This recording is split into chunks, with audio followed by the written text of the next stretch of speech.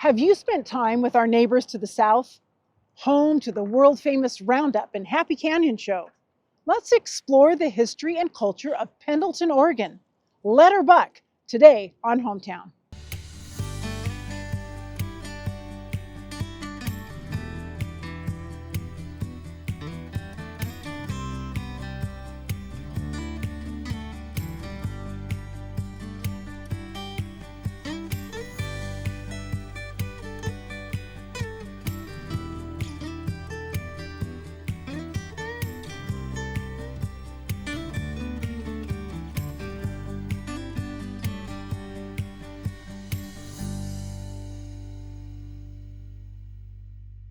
Let's take a step back in time and meet some of the people, places, and connections that built the thriving cities we enjoy. History is beautiful, brave, and inspiring, but it is also harsh, dark, and heartbreaking. In the words of the 1966 Clint Eastwood epic Western film, history includes it all: the good, the bad, and the ugly. The thing is, this isn't that different from how it is today. Our good, bad, and ugly may differ, but humanity is astonishingly and sometimes disappointingly consistent. American writer Robert Penn Warren explained it this way: history cannot give us a program for the future, but it can give us a fuller understanding of ourselves and of our common humanity so that we can better face the future. Today, we explore the heritage of Pendleton, its settlers, and its railroad, and discover the extensive underground world hidden away under the expanding city. Let's saddle up and go back in time to enjoy our shared history, an essential ingredient in the remarkable story of us. Cricket, Seattle has the Space Needle, San Francisco has cable cars, and we are where in Pendleton? You are underground in Pendleton, under the city streets of the downtown area. Well, thank you for having Hometown here today. And where are we actually standing? Right now, we're standing in Hop Singh's Chinese Laundry. He operated for over 30 years in Pendleton. Wow. Yeah. Wow. 30 years in this space. So for someone who's like, okay, you're underground, what does that mean? That means that you're not like crawling through a bunch of old tunnels or anything. Originally, it was service tunnels and basements to stay out of the weather, to be able to deliver things, to store things. But Pendleton's water table is very near the surface. So there are cisterns throughout this area. People go, oh, is it a secret underground Chinese city? No, it's just a great utilization of space. Yeah, absolutely. Yeah. So it covered how many city blocks? 16. It's under 16 city blocks of the downtown area. And it started about when? It started in the 1880s, probably mid to late 1880s by the time it was finished. And it was hand dug with the help of Chinese laborers who were working for a white contractor. It's all put together with a basalt rock called Elgin rock, and that came from this area. And it just businesses operated underground, and not all at the same time, but over a 70-year time span. So, and when people come on the tour, they're going to see like about 6 different businesses, and they're only under one half of one block. Yeah. And think how many businesses operated over a 70-year time span under 16 full blocks. Wow. A bunch. Well, even here, so this man came from China. Mm-hmm. And so during this time, a lot of Chinese came to America to do what? Yes. Well, they came, they needed work. China was in a Great Depression and people were starving to death. Mm-hmm. And one of the things that brought them was gold. We spread rumors across China that said, you know, come to America, make your fortune. And Chinese men came by the tens of thousands in hopes of striking it rich, but at the very least in hoping to earn enough money to be able to send back to China and keep other people from starving to death. Exactly. Well, they got here, and many of them worked on the railroads, but as the railroads played out, then they had to take other jobs. And as well, a lot of them were in mining too. So you will find Chinese mining sites throughout the Eastern Oregon. Yeah. Well, and this is fascinating to me. Okay, so we had the Oregon Trail here, and then we had the railroad, and then we had gold, and then the Pendleton Woolen Mills, and then we have the Roundup. So, you know, Pendleton was a hopping place. It was. We were one of the biggest sheep producers in the world for a while there. Wow. Yeah. Wow. And what are some of the other businesses that were here underground? You had the Empire Ice Cream Company, the Shamrock Card Room, you have the Prohibition Card Room, you have the downstairs operation of the Empire Meat Market, and the Duck Pin Bowling Alley. Yeah. And those are just on the first part of the tour. Right. On the second part of the tour, we take people up through the Cozy Rooms, which is an old bordello that was closed down in 1953.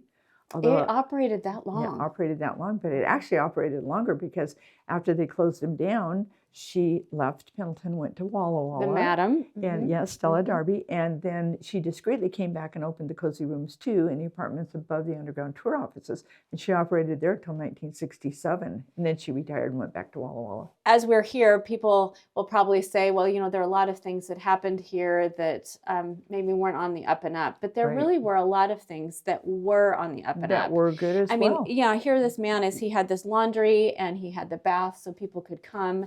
And we've talked a little bit about some of the racial things, though, and that's really hard to even hear about even today. It is, but it's history. And every once in a while you'll have someone on a tour that says, well, you can't say that, you can't talk about that. And they go, well, not rewrite history, it's history. That's how we learn, we look back. Right. And that's how we learn.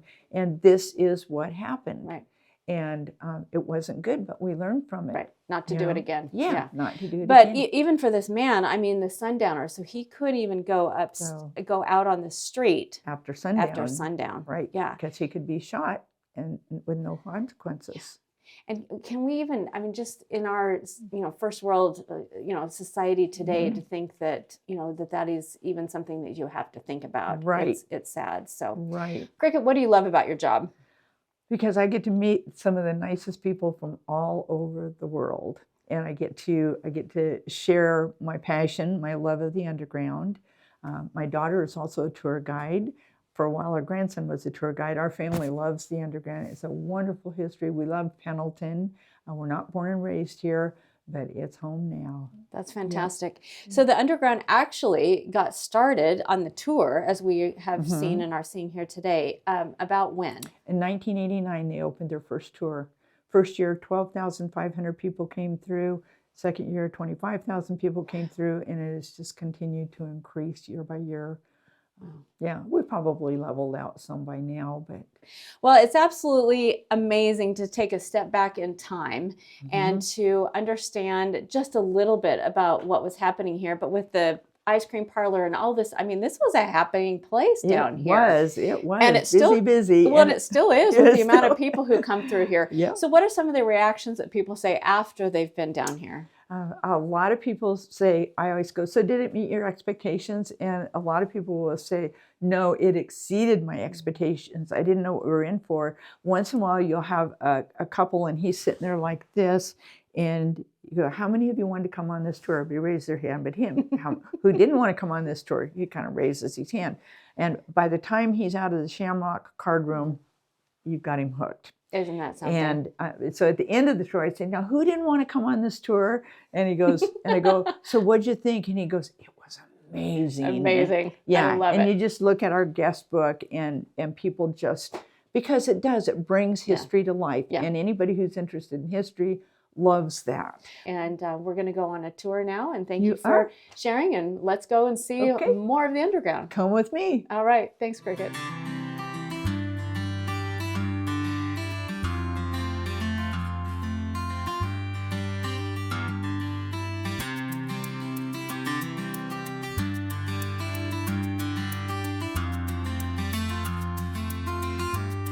So they manufactured the ice cream here below ground, though, and they used hand crank ice cream makers just like people were using at home. Okay. They were just making a whole lot more of it. And they didn't make all those fancy flavors we have today. No bubble gum? No, vanilla's fine with me. And they used fresh fruit and syrups to flavor the ice cream. Now, they use hand crank ice cream makers. That's a whole lot of cranking going on, right? So what do you suppose a very coveted job in this town was for 9, 10, 11-year-old boys? Tasting it. Cranking ice cream. And they got paid an ice cream cone. Oh, did they? Yep. So they did all that work. So and what's this right here? And this is a butter churn. Sure. This is a better churn.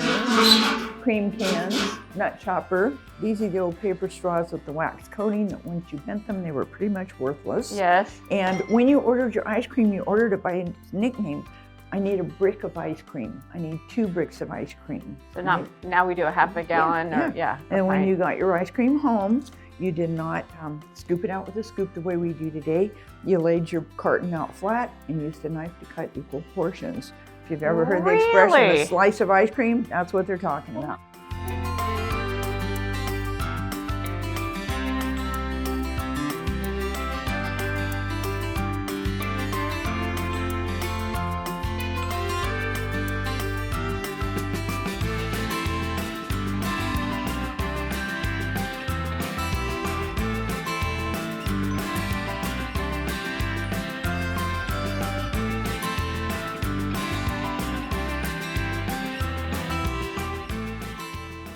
Cricket, thank you so much for taking us on the tour of the underground. You do a great job. Thank you. I'm so glad you came. It was wonderful. And Brooke Armstrong, you are the executive director here, and your roots go really deep.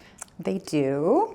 Starting back in the late 1980s when we started the underground, my mom and grandma were a big part of getting it started, decorating the rooms, and so from the time I was about 11, 12 years old, I was down here with them running around through the tunnels and just grew up down here. And you have about how many people come through a year? We have approximately 17 to 20,000 people come each year from all over the world. Yeah, it's amazing the places that we get people come visit us from. So. All right, and it's a nonprofit organization, Yes, is that correct? we are a 501c3 nonprofit. Okay, so if someone wants to make a donation, they can go to your website. Absolutely. Well, they just call us here. A lot of stuff we're not up with the new ages. We do make you call the office to do most things, and you can't really do them online, but you know, we kind of like it that way. Well, very good. And your website again is www.pendletonundergroundtours.org. Okay, wonderful. Yeah. Well, Brooke, thank you, and Cricket, thank you, and for being on Hometown, and we're going to share news about Pendleton Underground and how people can learn about our history here in Pendleton. Great. Well, thank you for coming. Shannon, it's great to be here with you. I'm enjoying the Heritage Museum here. Am I getting the name right? It's Heritage Station Heritage Museum. Station Museum. Yes, which makes sense because we are here at a train station or depot. And in fact, right behind us, I think, is some original stuff from. So our members did a really good job of replicating what was here. By the time they got this building, there was not much left in it. So, had it been really modernized? It had been empty for a bit. Okay. And so it had, you know, when buildings sit empty, they deteriorate very quickly, especially when they're built in early 1900s. For sure. Yeah. But this is how it would have looked at the train station back in those early days. And we have here a very important place for Pendleton where people can come and learn about the history and what happened here before. How did you become involved with it? So I actually went to school for both business and anthropology. I have, since I was very young, loved history. It's just been a big part of my life. And so I knew that I wanted to work in history in some way. And then in college, I started doing tutoring, and that led to a love of teaching and sharing. Yes. But I wasn't quite prepared to go into the school system. I wanted to do something a little bit more adventurous. And so this is it. I get to do educational programming with the public. So it's adults, children, families. So it's really a lot of fun, and it's a more creative way to share education. It's immersive. Hands-on. So, yeah, very hands-on. So it's exciting to do it this way. So you probably have a lot of school kids come through in groups. Yes, actually, we're gearing up for our 4th grade tours right now. And you know, so my eyes get really big when I say that, because we get over 500 4th grade students from around the county. And so it can be, it's a lot of fun, but it's crazy. And we love it every year. You know, we look forward to it. And so those will start in mid-April and they go through the end of May. So all teachers in Umatilla County get a notice for 4th grade that they get to do this for free. Yeah, I was thinking the 4th grade curriculum for history, right, goes right along with making a tour like this one. They're studying Oregon Trail at that point, and then they're also talking about, you know, like local community government and things like that. So it ties in perfectly for them. So how long has there actually been a museum here at this site? So this site opened in 1988. And the original museum was just the depot building. Okay. And the expansion was not completed. They started that in the late 90s, and it was completed in 2003. And so that expansion really is our gift shop, our lobby, a classroom, and then an administrative wing. So that's where the collection is housed, and then all of our offices. So that the depot could be completely dedicated to just exhibits. And it has really expanded what we're capable of having out here. Sure, and then you have some other historic buildings outside as well to go along with it that people can tour and look at. Yeah, really neat. So who's behind this? How's it funded? How's it supported? So the Umatilla County Historical Society originally came together in 1974. It's a combination of two former entities that had become inactive. One of those was actually called the Umatilla County Historical Society, but it was based out of Hermiston. And then in Pendleton, we had the Pioneer Memorial Association. Both groups became inactive, but they still had a little bit of funds left over in their bank accounts. So as the discussion started that they wanted to revive something, those two entities agreed to donate everything they had. So that meant anything they had in their collection, which wasn't a lot, but yeah, there was enough. And then the money. And then from there, the members just started building. So we started with about 80 members. How many are there now? Now we have about 300. Yes, significantly bigger. Much bigger, yes. Yeah. And these are people who really care about preserving some things from the past that are important and valuable to us, that help us understand who we are, right? Right. Yeah. We have some amazing historians. I mean, I have several people who are actually in their 90s. You would not know it if you had a conversation with them. They are so sharp.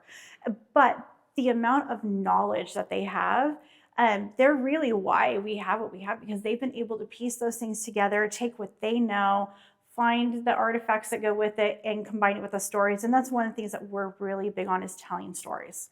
We want to share those stories and educate people about the past. And so we really couldn't do it without those founding members to keep this going. Sure. And as is often the case at museums like this, at least in the United States, we're looking at an era when expansion was happening across the country. In Pendleton and this area were being settled by white people. And I want to ask you in a minute about what was happening here before that. But as people came in, new people groups really came into this area. The railroad came in the late 1800s. And what difference did that make? I mean, we are here at a depot, a station. Right. So initially, it really put a strain on the land itself. It wasn't used to supporting that number of people or animals. I mean, that's a big thing. People don't think about the fact that when you bring in those people who are farming and ranching, they bring animals with them. But there were already animals here, and there were already people here. So it did require more of the land, but also a shift in who got what, and where people could settle. Yes. But yeah, it's interesting to look back at how things started, and it was a small population. And at that time you would come here and you would get 160 acres. It was just kind of given to you. It's amazing. It's amazing. But to see how just Pendleton came about because someone who had that acreage actually gave away some of it for a courthouse and for different things that were needed. And then eventually it started to be sold off. But originally, some of the first pieces of land were donated to ensure that a town could be built. And as the railroad came in, more and more people could come, and they did come. And the products from here could go out. Right. So wool and wheat are our two biggest drivers here. Of course, now we have a few other things that are made here as well. But those really still, wheat is our big one. It's still very much a huge part. And then, of course, we still have the woolen mill. So what's the most exciting for you as you're working here? What sort of makes your day? Oh, there's so many things. Honestly, it's the stuff that probably the public doesn't see. I love to research, or when something comes in the door that someone says, would you like this for your collection? And it is something that I have been like, wow, that is so amazing. Where did it come from? Was that in an attic? Yes. So those are really the finds that's the part that I love. I get really excited about it. But again, the research, I love digging and looking for that answer, and because it can take you down so many different roads.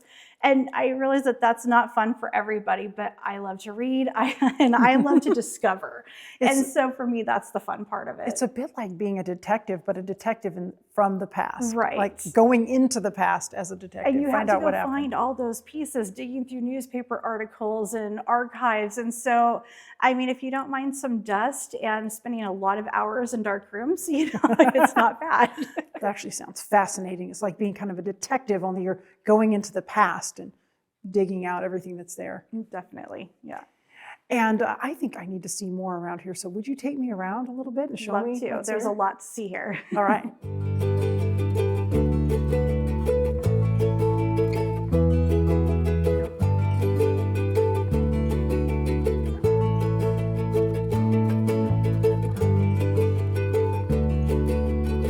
So this is our, what we call Umatilla Gold. It's one of our newer exhibits. It's one that went in during the pandemic. So it was a 5-year project. And this one really explores the history of wheat all throughout Umatilla County. So we're talking all the way back to the 1800s, how it got here to begin with, and why this area is really primed for it.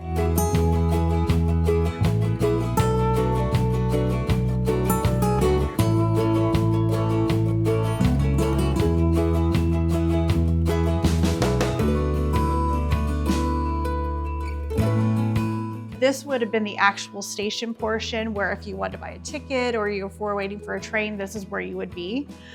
So today we call it the Depot Gallery. And this is where we have a lot of changing exhibits. So this section is our Oregon Trail section. Yes. And this was just redone last year. And what we love about it is that we were able to add in the things that teachers have asked for, but we also put in an interactive station where visitors can play the Oregon Trail game online, just like we did back in the 80s.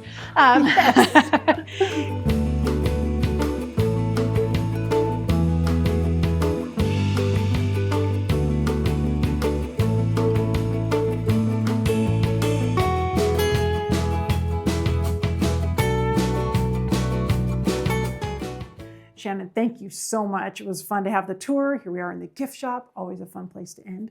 But before we're finished with our chat, could you share a little bit about where we can find out more information about this great place? Definitely. So we do have a website. It is heritagestationmuseum.org. And we also have social media. So Instagram, Facebook, those are also great places. And those are where you can see upcoming events that we have here as well. Very good. Thanks. Well, hello and good morning. Welcome to Blue Mountain Broadcasting headquarters. Today, I wanted to do something a little different. I wanted to take you along on one of the hometown episode film shoots to give you a little sneak peek, a behind the scenes look at what it takes to make an episode of Hometown.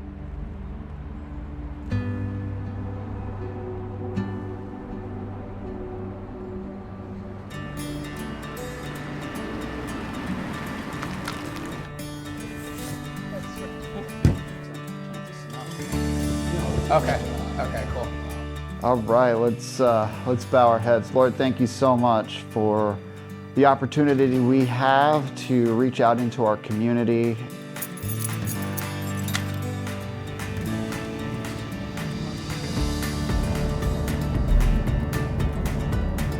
Where in the world are we going?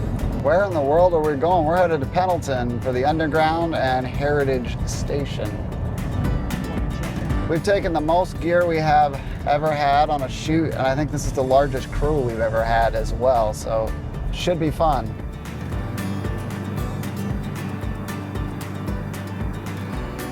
This is Cricket, yes.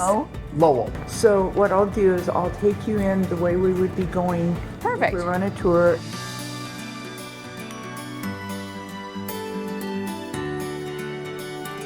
We're here at the Pendleton Underground, and Julie Keemer is off to the races having a conversation with the lady here that does tours.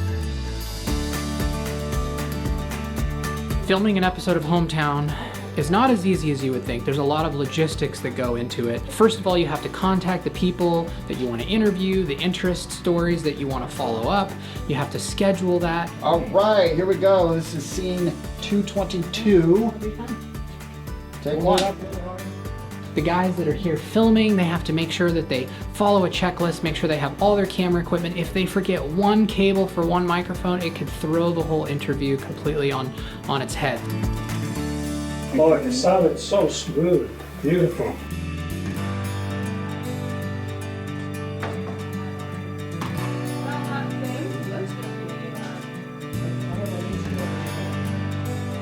Hi, what are we doing? We're having a great time here at the Pendleton Underground. If I could just get my microphone to... So we're having a great time for Hometown. We're interviewing Cricket Nicholson with the Pendleton Underground Tours. And just so you know, there's a whole everything, tunnels and parlors and Chinese laundry. And this was a happening place in Pendleton. It's fascinating. Yeah. Yeah. A production like this takes strong teamwork. With a short window of time to film many of these segments, they have to work fast and efficiently. The #1 goal of the Hometown Show is to bring the community together, to give individuals a glimpse into their city and what it has to offer. Do you enjoy hosting for the show? I really do. It's fun. I love finding out more about different people in our community and what they're doing, what they're like, what they love, what gets them all passionate and fired up about things in life. I have met individuals who have lived in this area their whole lives that are learning things about their community from the Hometown Show. This is what brings satisfaction to the people working behind the scenes to make this a reality. Well, I do hope that this has given you just a little glimpse into the work that it takes to produce a Hometown episode. Thanks so much for watching this segment of Discovery, and I will see you next time right here on Hometown. Bye.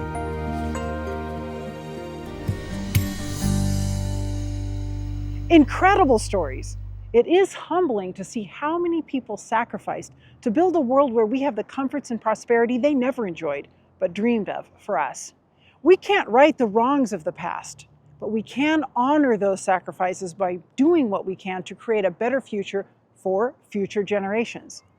And despite our common humanity, we are each given the potential for more. Micah 6:8 says, "He has shown you, O man, what is good. And what does the Lord require of you? To act justly, to love mercy, and to walk humbly with your God." We've all had a great time here in Pendleton today. It's incredible how many new worlds open up when we travel to destinations less than an hour away. Visit and explore the rich history, savor fabulous food, and experience a little taste of the real West, old and new. Okay, you guys, you want to rustle up some ice cream before we hit the road? I think that's a yes. I'll see you next week on our next episode of Hometown.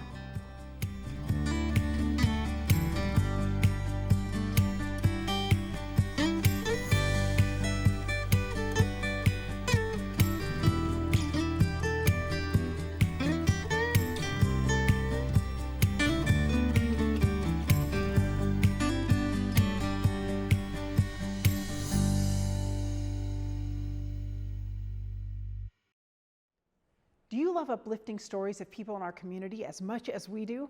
When you give a gift, you make local, uplifting, community-focused programming like Hometown possible. To find out how, just use the QR code or visit our website at the link in our bio. And don't forget to like and subscribe to hear more great stories about our valley.